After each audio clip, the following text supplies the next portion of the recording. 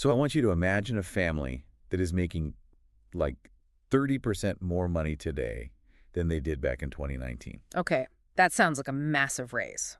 Right. I mean, on paper, they just received the raise of a lifetime. The macroeconomic charts say they're thriving. Yeah, the national data says consumer spending is just incredibly strong right now. Exactly. And yet, this exact same family is sitting at their kitchen table right now, just completely terrified. Because they're basically one broken car transmission away from defaulting on their mortgage. Yes, exactly. And if you are listening to this right now and wondering why your own pay increases feel like they just evaporate before the month even starts, well, today we are going to explain the actual math behind that feeling. Yeah, we have a really fascinating deep dive for you today. We really do. We are looking at this massive stack of incredibly detailed source material. We've got research from the New York Fed, the Consumer Financial Protection Bureau, the Urban Institute, Harvard's Joint Center for Housing Studies, and, some really deep financial reporting. It's a lot of data to sift through, but it paints a very clear picture. It does. And the core narrative that really emerges from all of this data is this crucial distinction. It's the idea that the American household balance sheet, post-COVID, it didn't break. Right, it didn't break, it frayed. Frayed. Okay, so let's unpack that. What does that distinction actually look like in practice? Because, normally when we talk about the economy, we're looking for explosions, right? Oh, totally. We look for, a 2008-style collapse. Yeah, exactly. And that is exactly why this current economic reality is just so incredibly hard for people to grasp. It's why the official data often feels like it's literally gaslighting the public. Wow, yeah. Gaslighting is a strong word, but it really feels that way. Well, think about it. A financial break is loud, Yeah. right? It's impossible to ignore. Right. It's on the front page of every paper. Exactly. A break is a massive wave of bankruptcies, Lehman Brothers collapsing, foreclosure signs suddenly appearing on every other lawn in your neighborhood. It's a very immediate, visible event. But fraying is different. Fraying is this silent, creeping process. Silent how? Like, how does that look for a family? It means a household can remain completely current on all of their bills while simultaneously becoming weaker every single month. Oh, wow. So they look fine on paper. Exactly. They can make every minimum payment while totally losing ground. They avoid defaulting on their car loan by, rolling thousands of dollars of negative equity into a new, longer loan. Right. They're just kicking the can down the road. Yes. So an official default is actually a very, very late signal. The damage begins long before a bank ever records a missed payment. It begins with the slow disappearance of what we call the household margin. The household margin, yes. That is the key term here. Let's define that immediately, because its entire deep dive is basically about what happened to that margin over the last few years. So, simply put, the household margin is the actual practical breathing room a family has left over after all of their fixed, legally required claims have taken their cut. Okay, so it's not just your gross income.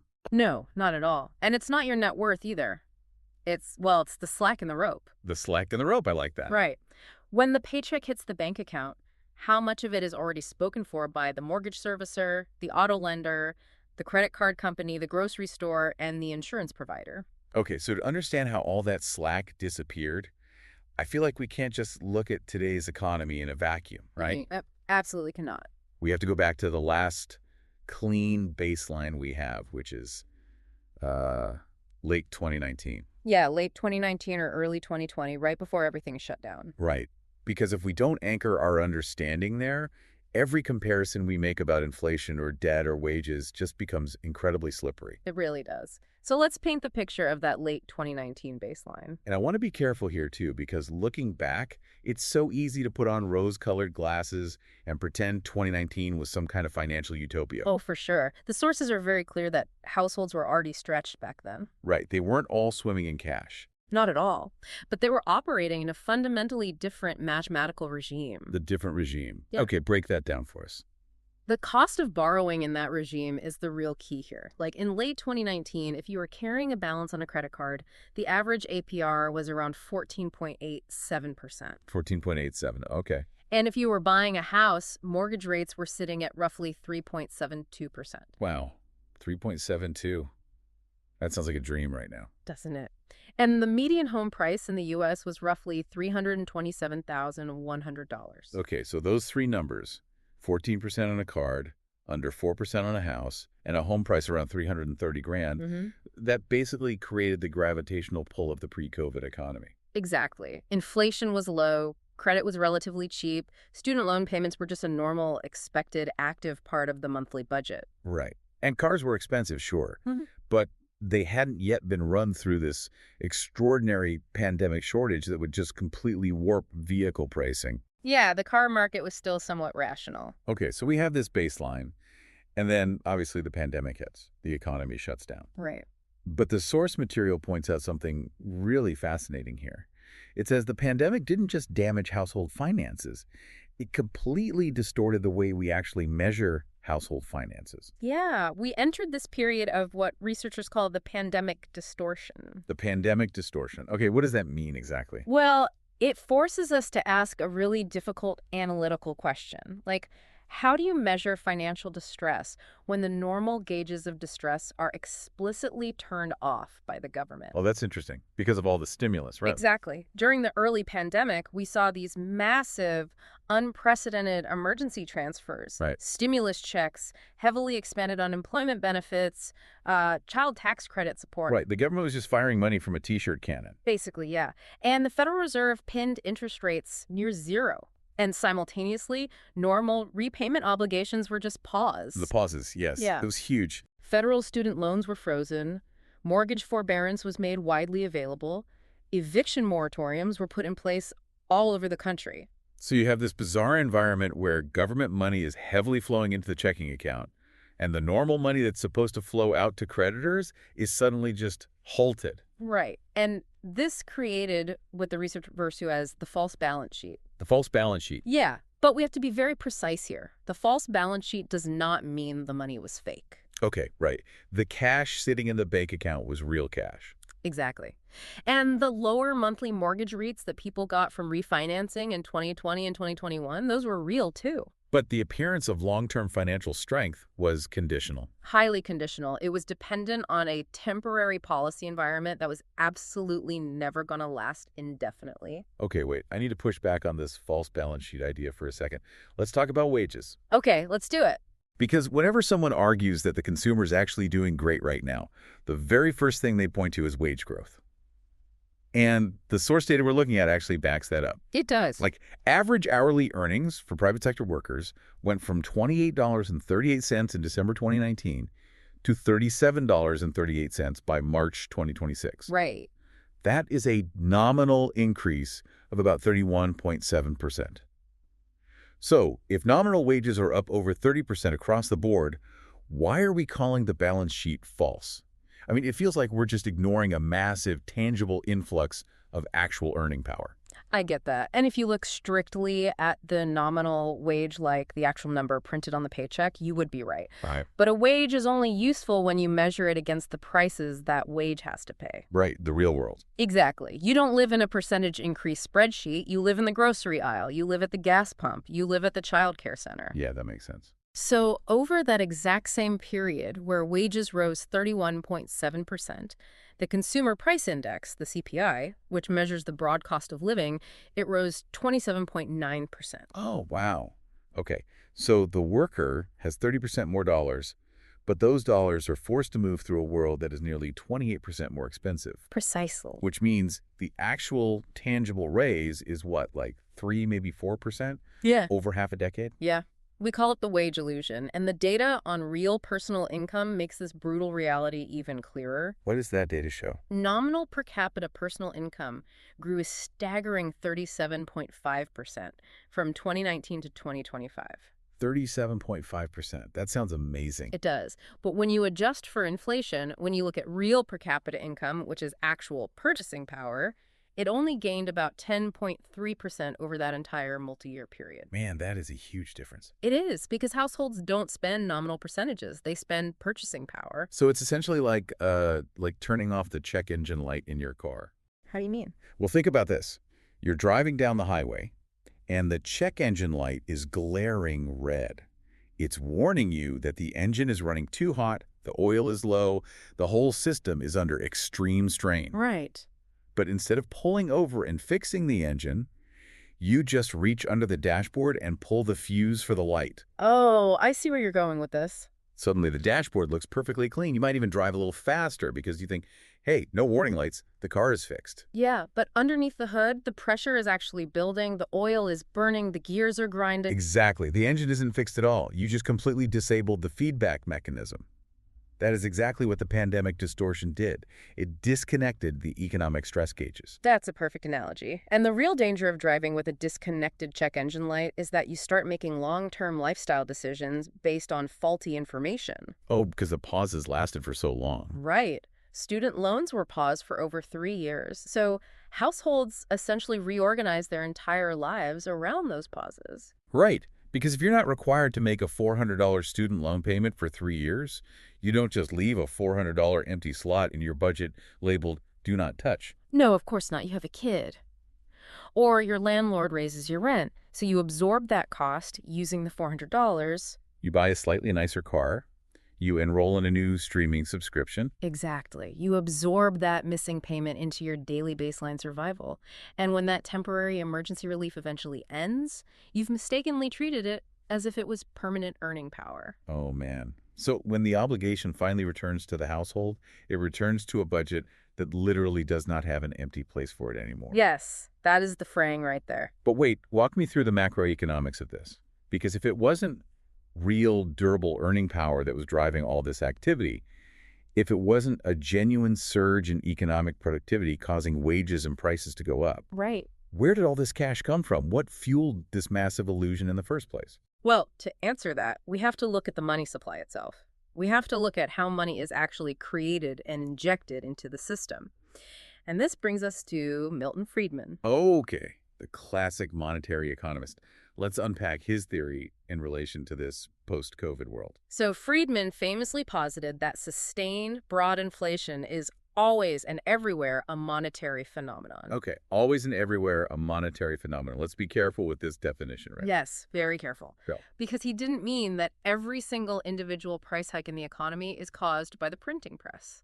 Right, like if a massive hurricane wipes out a major lumber mill, the price of 2x4s at the hardware store goes up. That's just a supply shock. Exactly. If there is a sudden geopolitical conflict, the price of oil goes up. But Friedman was talking about sustained broad inflation across the entire economy. Okay, I see. So a microchip shortage explains why cars got so incredibly expensive in 2021. But a microchip shortage does not explain why rent and groceries and insurance and haircuts and stocks and houses all surged simultaneously. Right. Only a massive expansion in liquid money across the board explains that level of simultaneous everything everywhere inflation. Precisely. And the scale of the monetary expansion we saw is almost hard to comprehend. How big was it? Well, the Federal Reserve tracks something called the M2 money supply. M2, okay. To keep it simple, M2 is basically all the cash, all the checking deposits, all the savings accounts, and all the easily convertible liquid money in the entire financial system. Got it. So all the spendable money. Right. In December 2019, the M2 money supply was at $15.35 trillion. Okay. 15.35 trillion. By March 2022, it had exploded to 21.79 trillion. Wait, I need to stop you there. Yeah. From 15.3 trillion to 21.7 trillion. Yes. That is an increase of over 40% in the total amount of dollars in existence. That sounds like a hyperinflation statistic from a developing nation, not the United States. It was a 40.6% increase in just over 2 years. That is just wild to think about. It really is. The source text actually quotes a former Fed economist named Robert Hetzel, who pointed out that M2 jumped 27.1% in a single year between 2020 and 2021. 27% in 1 year. Yeah.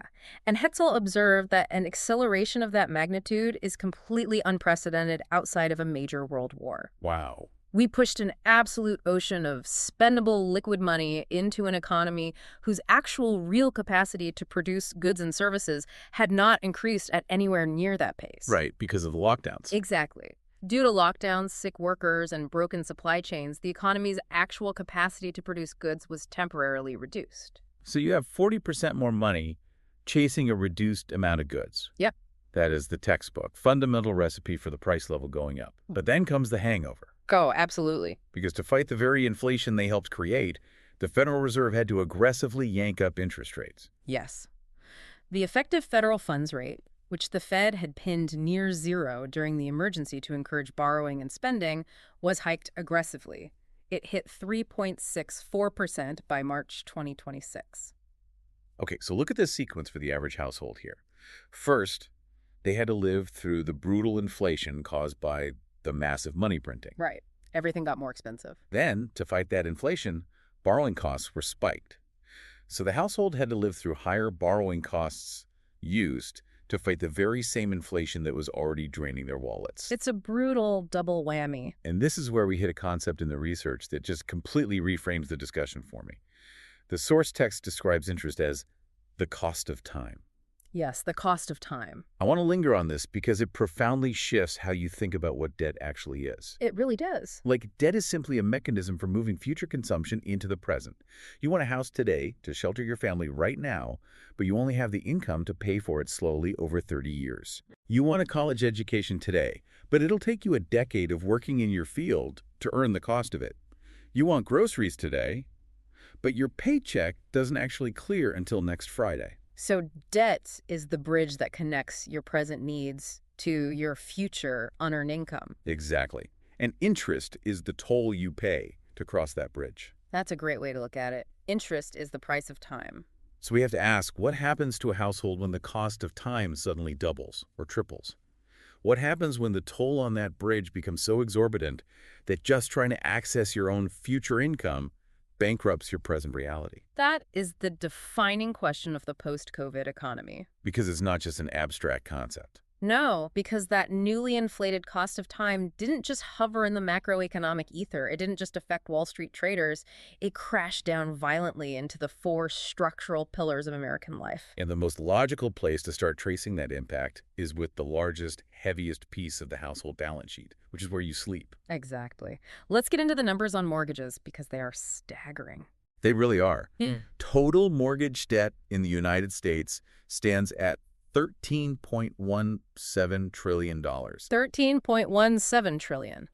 But you cannot just look at that big aggregate number. Why not? Because the mortgage market essentially split the entire country into two entirely different, deeply opposed realities. It is literally a tale of two housing markets.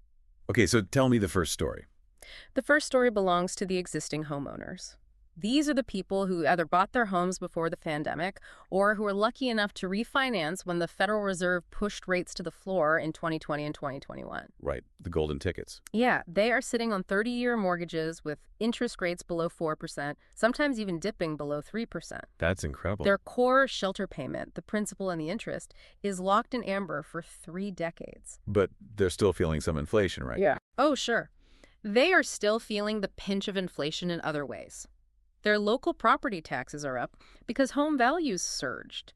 Home insurance in many states, especially places like Florida or California, has skyrocketed. Maintenance and repairs cost significantly more, too. Exactly. But that massive central monthly payment to the bank is fixed, and it is cheap. Okay, so that's the first story. But then there is the second story. The new buyers. Right, the people trying to form households today. Think about the newlywed couple looking for a starter home. The person who just got a great new job across the country and has to relocate. Or, the couple going through a divorce who suddenly need 2 homes instead of 1. They are walking into an absolute meat grinder. Because remember our 2019 baseline. A median home was $327,000 at a 3.72% rate. Right. Fast forward to early 2026. The median home price is up to about $405,000, and the prevailing mortgage rate is sitting around 6.23%. You have to understand the math of that transition.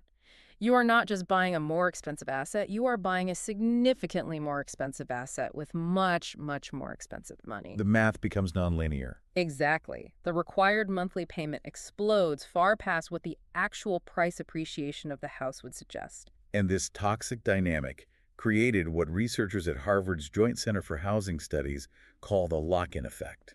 The lock-in effect, yes. I want to visualize this lock-in effect because the mechanics are just wild to me. It is essentially like playing a massive nationwide game of musical chairs. Okay, I like this analogy. But instead of just taking away one chair when the music stops, the fundamental rules of the game changed mid-song. Right. Half the country managed to sit down in these incredibly plush, comfortable recliners, the sub 3% mortgages. The lucky ones. And the moment they sat down, they looked around, did the math, and realized, if I stand up, I lose this recliner forever. I can never get it back. Yeah, they're not giving that up. Meanwhile, the other half of the country, the young people, the lifetime renters, the new families, they are left endlessly circling a tiny handful of incredibly expensive, uncomfortable wooden stools, fighting tooth and nail just to get a seat at the table. That is a perfect visualization. The lock-in effect completely paralyzed the supply of homes. Because nobody wants to sell. Right. Think about the psychology of the homeowner in the recliner. If you have a 3% mortgage, you might genuinely want to move. Sure, you might just had your third child and desperately need another bedroom. Or you might want to downsize because your kids went to college. But if you move, you surrender that incredibly cheap debt. You have to sell your current house and then go finance your next home at 6.23%. Your monthly payment could double even if you buy a house of the exact same value. So what do? You stay put. You build an addition on the back of the house instead of moving. Exactly. And by staying put, you keep your entry-level home off the market. You artificially choke the supply. And the Harvard data tracks this paralysis dramatically. What did they find? They found that this lock-in effect constrained supply so severely that just a 1 percentage point drop in the average outstanding mortgage rate back in 2021 ended up driving an 8-point nominal price growth between 2021 and 2023. Let that sink in. The incredibly cheap debt of the past became the very force aggressively choking off the supply of the present. It's just wild. But if we want to see where this fraying is turning into actual measurable distress, we cannot just look at the people safely in the recliners. We have to look at the margins. The margins are tough. We have to look at the FHA loans, the Federal Housing Administration-backed mortgages. So these are typically your first-time buyers. Yes. These are people with lower down payments, usually around 3.5%. These are folks who do not have massive six-figure equity cushions to fall back on. The Wall Street Journal reporting on this FHA data from April 2026 is genuinely alarming. Yeah, the numbers are not good. They found that a staggering 64% of FHA borrowers have debt-to-income, or DTI, ratios above 43%. Let's slow down and really look at what a 43% DTI actually means for a family. Okay, break it down. It means that before they buy a single bag of groceries, before they put a drop of gas in the car to get to work, before they pay the childcare provider so they can work, 43 cents of every single dollar they earn is legally spoken for by debt service. by the mortgage, the car loan, the minimum credit card payments. That is an incredibly rigid, fragile position to exist in month after month. And the consequences of that fragility are playing out right now. The data shows that 1 in 7 new FHA loans that were originated between 2022 and 2025 defaulted within a single year. 1 in 7, that is a massive failure rate. And here's the part that really illustrates the fraying. When the government steps in with relief programs, say, they waive or reduce the monthly payments by 25% for a few years, and they take that misbalance and tack it onto the end of the loan to give the borrower breathing room. Right, forbearance programs. The FHA's own internal reports show a 60% redefault rate on those modified loans. 60%. Yes. Even the FHA called that level of redefault unsustainable. This is where we have to critically examine one of the biggest financial myths in America. Which is? The myth of good debt. We are always taught by financial advisors that a mortgage is inherently good debt because it is tied to an appreciating asset. Right. A house goes up in value, so the debt is supposedly safe. But a mortgage is not just a purchase. It is an operating obligation. It requires constant, relentless monthly cash flow. Yeah, the bank expects their money every 30 days, regardless of what your house is worth. Exactly. If you buy a house with a 43% DTI at today's inflated prices, it does not take a macroeconomic recession to knock you over. It takes a broken transmission on the commuter car. It takes an unexpected $2,000 medical bill. It takes your local municipality raising your property taxes by 15%. Right. The FHA data mathematically proves how incredibly little shock a high DTI household can absorb before the whole structure just collapses. So housing has become a trap. The lucky ones are locked in place, hoarding the available supply, while the new entrants are stretched to the absolute breaking point just to get a roof over their heads. But if housing traps you in place, how do you afford the vehicle required to actually leave that house and get to work?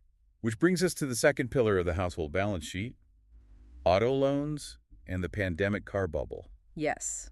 Auto debt is currently sitting at $1.66 trillion. 1.66 trillion. And if mortgage debt shows us the mechanics of the shelter trap, auto debt shows us the absolute worst dynamics of pandemic-era pricing colliding violently with a depreciating asset. Let's break down why auto debt is uniquely dangerous compared to housing.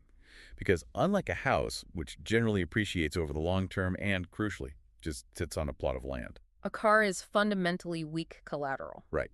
You drive it off the lot, it loses value. You put 50,000 miles on it, it loses value. You dent the bumper in a parking lot, it loses value. But during the pandemic, the global microchip shortage meant that manufacturers literally could not finish building new cars. The dealer lots were just empty. So what happened? The price of used cars absolutely skyrocketed. I remember that. It was insane. We saw an environment where people were buying 3-year-old used sedans for more money than those exact cars cost when they were brand new.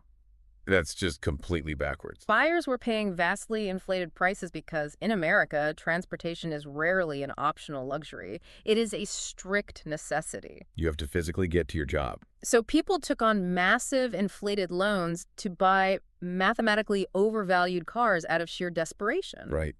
But then, as supply chains finally normalized over the last couple of years, car production restarted. New cars flooded the lots. And predictably, used car values began to plummet back to earth. So suddenly you have millions of people who owe $70,000 on a car that the market now says is only worth $20,000. Which introduces the financial poison known as negative equity, or being severely underwater on your loan. And the data from Edmunds on this is just jaw-dropping. In the first quarter of 2026, 30% of all borrowers who are trading in a car at a dealership were underwater. Nearly 1 in 3. And they weren't just a few $100 underwater. The average negative equity was $7,200. We need to explain the compounding machinery of that negative equity because it is how a household destroys its balance sheet over time. Okay, let's walk through it. What happens when they trade it in? When you walk into a dealership and trade in that underwater car for a new one, the dealer does not just magically forgive that $7,200. They just roll it into the new loan. They simply roll it into the new auto loan.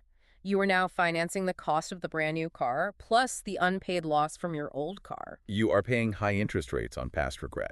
Exactly. Let's look at the reality of what that loan actually looks like. The Edmunds data says borrowers who are rolling over negative equity are taking on average auto loans of nearly $56,000. $56,000. Their average monthly payment is $932.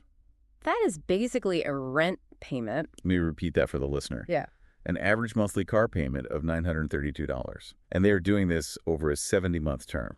That is almost 6 years of paying nearly $1,000 a month. I have to ask the obvious question here. Walk me through the logic. Why on earth would any rational person agree to a $930 car payment? I mean, it sounds crazy, right? Why not just hold on to the old car? Just drive the beater into the ground until it dies. It is a totally rational question if you are looking at it from a pure spreadsheet perspective, but it completely ignores the physical reality of transit poverty. Transit poverty. Okay, explain that. Why do they trade it in? Because they are driving a 2015 crossover that suddenly needs a $4,000 transmission replacement to remain drivable. And they do not have $4,000 in cash sitting in a savings account. Exactly. But the dealership will gladly finance them into a new working vehicle today with $0 down. For millions of Americans, a car is not a status symbol or a lifestyle choice. It is the literal toll they pay to access their paycheck. Right. If you live in a sprawling suburb or a rural area or a city without highly reliable, safe public transit, losing your car means losing your job, period. So out of desperation to keep their job, they accept the $932 payment. The car loan stops being just a tool for mobility, becomes a balance sheet compressor. You are financing the transportation required to go to work just to earn the money to pay for the transportation. And the Consumer Financial Protection Bureau, the CFPB, put out a stark report in 2024 showing exactly how this trap springs closed. What did they find? They tracked the data and found that consumers who rolled negative equity into a new loan were more than twice as likely to face vehicle repossession within 2 years compared to people who had positive equity. Twice as likely. The risk isn't just that your monthly payment is too high. The structural risk is that the ghost of the old car infects the new loan from day one, meaning you have zero margin for error for the next 70 months. And we are seeing the broader market feel those cracks right now. Cox Automotive data from early 2026 showed the annualized auto loan default rate hitting 3.79%. That is the highest level we have seen since 2010, right in the brutal aftermath of the Great Recession. People are losing their cars because the math simply no longer works. They ran out of margin. So let's look at the stack we have built so far. Okay. We have the first two layers of the post-COVID household balance sheet. The house is either locked in amber or stretched to the absolute limit. Right. The car is underwater and demanding $900 a month. The household is desperately juggling just to balance those two massive rocks. And then a ghost bill suddenly reappears. The third pillar, student loans and the return of the missing payment. Yes. Student debt is also sitting at about $1.66 trillion, basically tied with auto debt. But student debt is a completely different animal. It really is. It's a structural anomaly in the financial world. How so? Well, because it finances human capital, and human capital is very real. Like, an engineering degree genuinely increases your earning power, but it is entirely illiquid. Right, you can't sell it. Think about the difference. If you cannot pay your auto loan, the bank hires a RICO man who comes in the middle of the night and physically takes your Ford F-150. Yep. If you cannot pay your mortgage, the bank forecloses, evicts you, and sells the house. Right. But if you cannot pay your student loans, the servicer cannot legally repossess your bachelor's degree in communications. Yeah, they can't extract the knowledge from your brain and sell it at an auction. Exactly. The asset you financed, your education, its value, is completely dependent on your specific future labor market outcomes, your geography, your chosen field of study. It is highly variable. And then COVID made this already strange illiquid debt instrument even stranger. Oh, massively. The federal government paused almost all student loan payments for years. And no interest accrued during that time. None. Now, I want to be extremely careful to frame this neutrally, because student loans always trigger massive political debates. Right. We are just looking at the math. Exactly. From a purely macroeconomic perspective, this isn't about moralizing. We aren't saying borrowers were lazy or irresponsible for not paying during the pause. The pause wasn't a 3-year holiday in the Bahamas for most people. No, not at all. For many households, that missing payment was desperately needed just to survive the inflation we talked about earlier. Right. The research from the Urban Institute makes this survival mechanic crystal clear. Think about a borrower who normally paid $400 a month to Navient or Nelnet. During the pause, that $400 did not go into a pristine high-yield savings lockbox. It was absorbed by reality. It was eaten up by the 28% broad inflation we discussed. It went to covering the massive, unavoidable rent increases. It went to the new $900 car payment because their old car broke down. When a household operates without a major structural bill for several years, their baseline adjusts automatically. They reorganized their entire financial architecture around the permanent absence of that bill. So when the government finally flipped the switch and turned federal student loan payments back on, the borrower wasn't returning to their old 2019 budget. That budget was a ghost. It no longer existed. They were returning to a post-inflation, high-interest 2024 budget that had absolutely zero empty slots left for it. And the consequences of turning that machine back on are stark. The New York Fed data shows the student loan delinquency rate has shot back up to an elevated 9.6%. Wow. And the Wall Street Journal reported a genuinely shocking statistic regarding the health of the system. What was it? They noted that only 30% of the entire $1.7 trillion federal student loan portfolio is actively being repaid right now. Wait. Only 30%? Yeah. What is happening with the other 70% of a $1.7 trillion debt? It is a mess of different statuses. Many are outright delinquent. Millions are in various forbearance programs. A massive chunk is tied up in administrative limbo as the servicers themselves try to untangle the bureaucratic nightmare of restarting a system of this size. That's incredible. But the real danger, according to the Urban Institute's deep dive into the data, isn't just that the federal government isn't getting its money back. Right. The real macroeconomic danger is what they call cross-default pressure. Walk me through cross-default pressure. How does a missed student loan payment affect the rest of the economy? It means that a structural failure in one pillar of the household stack bleeds directly into the others. Oh, I see. The Urban Institute found that among borrowers who were delinquent on their student loans in 2025, 13% were also delinquent on their credit cards. 13%. And what was it before? That is up significantly from 8% before the pandemic. And 8% of them were delinquent on their auto loans, up from just 3% previously. So the student loan problem is not an isolated, ring-fenced education issue. It acts as the catalyst that tips the rest of the dominoes over. Exactly. When the student loan comes back, the borrower has to prioritize. And suddenly, the credit card bill doesn't get paid. So the sequence we are tracing here is incredibly grim. It really is. The house is locked in, taking 43% of the income. The car is underwater, taking almost $1,000 a month. The student loan has come back from the dead, demanding another $400. When the literal math of the monthly budget simply does not work, when the total required outflows mathematically exceed the total inflows, where does the household turn? They don't just throw their hands up, accept defeat, and starve in the dark. Right. They turn to the final shock absorber. Which brings us to the fourth and final pillar, credit cards and the shock absorber at 21%. This is where all the invisible macroeconomic stress we have been talking about for the last hour suddenly becomes highly visible and deeply liquid. Let's look at the aggregate data first. Credit card balances hit a record $1.28 trillion in the fourth quarter of 2025. $1.28 trillion. And aggregate delinquency rose to 4.8%.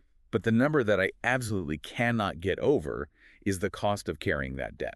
The APR. Right. Before COVID, the APR for accounts that were assessed interest was 16.88%.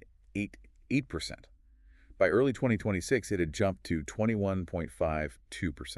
We have to differentiate here between two very different types of credit card users because they basically live in different economies. Okay, who are they? They're the convenience users. These are the people who buy all their groceries, pay their utilities, and book their flights on a card to rack up travel points, and then they diligently pay the balance in full, down to the penny, every single month. So for a convenience user, a 21% APR is a purely theoretical number. Exactly. It does not matter if the rate is 10% or 100% because they never actually pay it.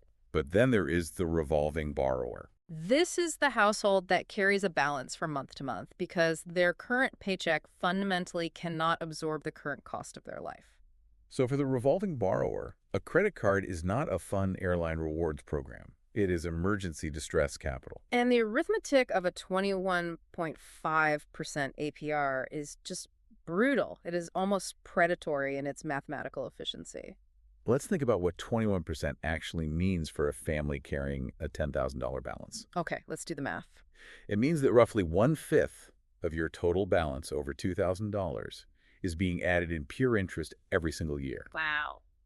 If you are only making the minimum payment, you might be keeping the account technically current, so your credit score doesn't tank immediately, but you are not meaningfully reducing the principal debt. You are paying thousands of dollars a year just for the privilege of standing completely still. It sounds to me like the credit card is acting as a massive pressure valve for the entire U.S. economy. Like, if the price of groceries goes up 25%, but your wages only went up 10%, the credit card physically fills the gap so you don't starve. Right. If the car payment is too high, you put the utility bill on the Visa. It stops the immediate crisis. That is a very common way to look at it, but let's test that analogy. What does a physical pressure valve actually do? Well, it lets off steam. Exactly. A pressure valve doesn't solve the underlying pressure in the pipe. It just vents it enough to stop an immediate catastrophic explosion. Okay. And when you are renting that financial pressure valve at a 21.5% interest rate, you are absolutely guaranteeing that the pressure is going to build up again, even faster than before. Let me clarify that. Okay. Because the interest itself becomes a brand new required monthly expense. Yes. The 21% APR is the speed at which your past shortfalls actively consume your future income. It turns a one-time emergency, say, having to replace 2 blown tires on your car, into a self-protecting structural permanent debt. You carry the balance for the tires. The massive interest charge hits the next month. Now your next month's minimum payment goes up. That higher payment reduces your free cash flow for that month, which makes it mathematically even more likely that you will need to use the credit card again just to buy basic necessities. It is a whirlpool. It accelerates itself. So we have laid out the 4 pillars: mortgages, auto loans, student loans, and credit cards. Right. Now we need to look at what happens when they all stack up on a single paycheck simultaneously. How does the American economy function when millions of people are in this exact situation?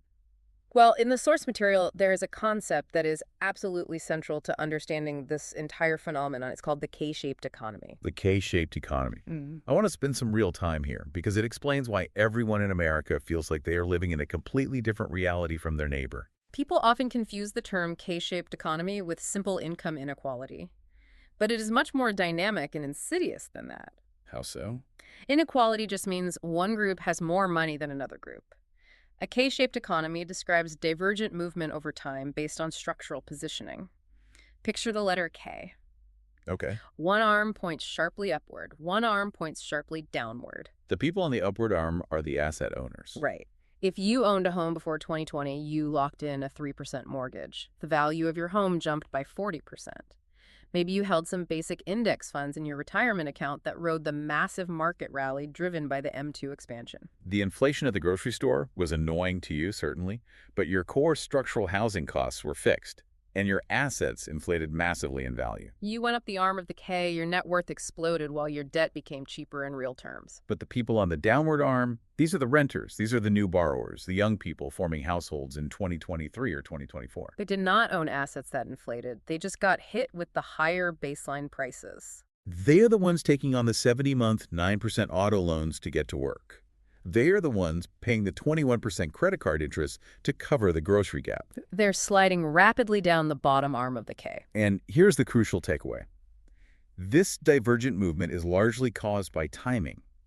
The exact moment you entered the market dictates your entire financial reality for the next decade. If you bought a house in 2019, you are a genius. If you try to buy the exact same house with the exact same job in 2024, you are house poor. This is why aggregate data, the big macroeconomic numbers that get reported by the government and the evening news, is dangerously deceptive right now. Give me a specific example of how the aggregate data lies to us, because we hear all the time that the consumer is strong.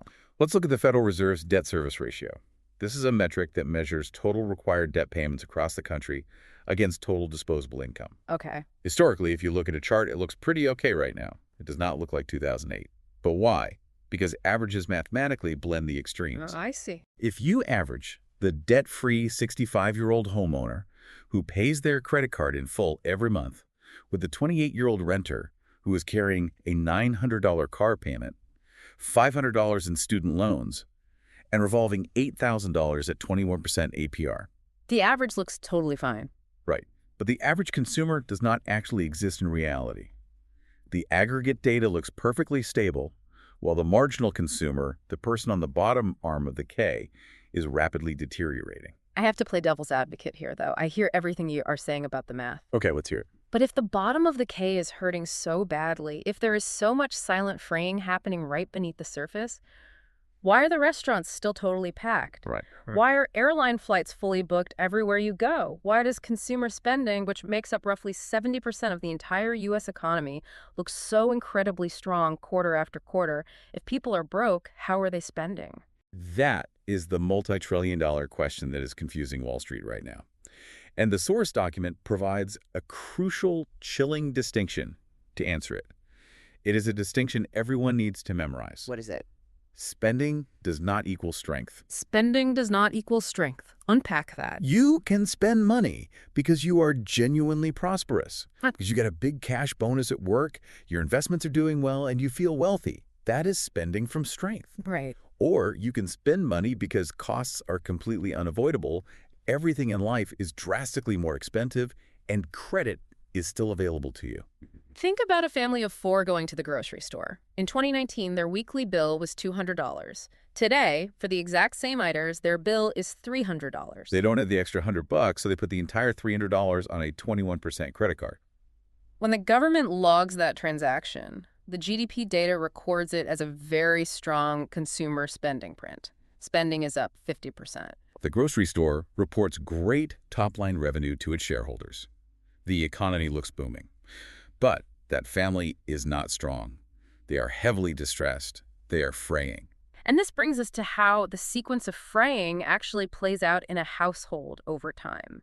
Because as we said at the very beginning of this deep dive, people do not default immediately. They will do anything to avoid the break. There is a silent sequence of substitution that happens first. Exactly. Fraying is the silent substitution of long-term stability for short-term time. Let's walk through the actual sequence. Okay, how does it start? First, the household realizes they are short. So they stop contributing to their 401k or their savings account. Discretionary spending goes first. Right. Then they start drawing down whatever cash emergency savings they managed to build up during the pandemic stimulus era. So the buffer is completely gone. They are operating without a net. The buffer disappears. Next, they start actively delaying things that absolutely need to be done. You hear a terrifying rattle in the car engine, but you know you don't have $800, so you just turn the radio up louder and pray. You delay a dental appointment because you can't afford the copay. Then the juggling begins. You sit at the kitchen table and decide who gets paid this month. You pay the auto loan because you need the car for work, but you only pay the minimum on the credit card. You roll negative equity into a new car loan just to get a marginally lower monthly payment, even if it stretches the debt out for 7 years. Every single one of these choices buys you exactly one more month of survival, but it fundamentally weakens your long-term future. It is a slow bleed. So by the time a 90-day delinquency actually registers on the official New York Fed report, by the time the economists actually see the warning light, the household has already been suffering, bleeding out, and cannibalizing their own future for years. Yes. Default is never the beginning of the crisis. Default is the autopsy. Which brings us to the synthesis of everything we have covered today. The story of the post-COVID household balance sheet is not a story of an immediate apocalyptic 2008-style crash. Right. The housing market isn't completely hollowed out by fraudulent subprime adjustable rate mortgages. The major banks are heavily capitalized. But what we've uncovered by looking past the headline numbers is a story of profound systemic fragility. Fragility is the absolute key word. Households across the entire bottom half of that K-shaped economy are fundamentally losing their freedom. They are losing the freedom to move to a new city for a better job opportunity because they cannot give up their current 3% mortgage, or they cannot afford to sign a new lease at current rental prices. They are losing the freedom to leave a toxic or dead-end job because they are absolutely terrified of missing a single paycheck, knowing they have zero savings buffer. They are losing the ability to absorb life's totally normal, inevitable shocks, a broken arm, a blown transmission, a leaky roof, because every single cent of their paycheck is legally spoken for before it even clears the bank. It goes all the way back to what we said at the very beginning of this deep dive. The financial health of a family isn't a number on a macroeconomic chart. No, it is the feeling of that divided paycheck. It is the household margin. And I want to leave you, the listener, with one final, incredibly provocative thought drawn straight from this analysis. Think about what this means for the broader system we all live in. Corporate America, Wall Street investors, and political analysts are currently measuring the health of this country by pointing to record-high consumer spending. But what happens when they finally wake up and realize that a massive portion of that spending is not being fueled by underlying economic resilience?